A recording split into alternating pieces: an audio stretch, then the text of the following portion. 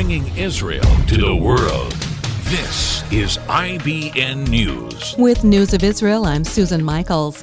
A 4-day military exercise was completed this week with thousands of troops from Army, Navy, and Air Force simulating a future war with Lebanon's Hezbollah group, as fears mount that Iran could turn to the militant group as tensions grow in the Persian Gulf.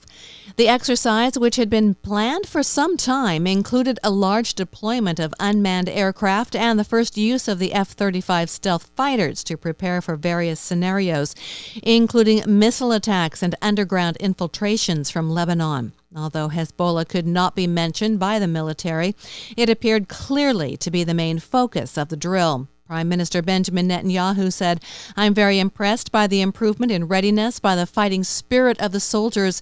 I say to our enemies, the military has a very great destructive power. Don't test us."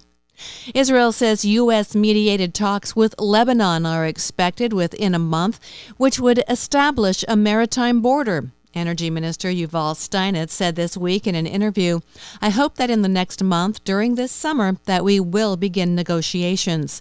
Israel and Lebanon both claim some 330 square miles of the Mediterranean, and Lebanon is hoping to begin offshore oil and gas production in the area. Steinitz says it's likely that as soon as the talks begin, energy groups operating in both Israeli and Lebanese waters will be able to undertake the first seismological survey in the disputed waters.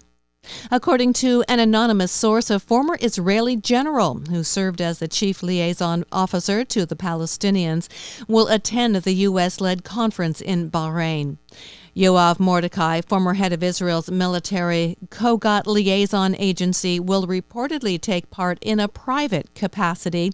Prime Minister Benjamin Netanyahu did say this week that there would be an Israeli presence at the workshop, but it's not known if he was referring to Mordecai or other potential attendees. And a source says police may be forced to drop charges against a Palestinian man suspected in the rape of a 7-year-old Israeli girl if new intelligence information doesn't move the case forward. And the defense attorney said that there are issues in the credibility of the young victim's testimony regarding identity. I'm Susan Michaels. IBN, Israel Broadcast Network.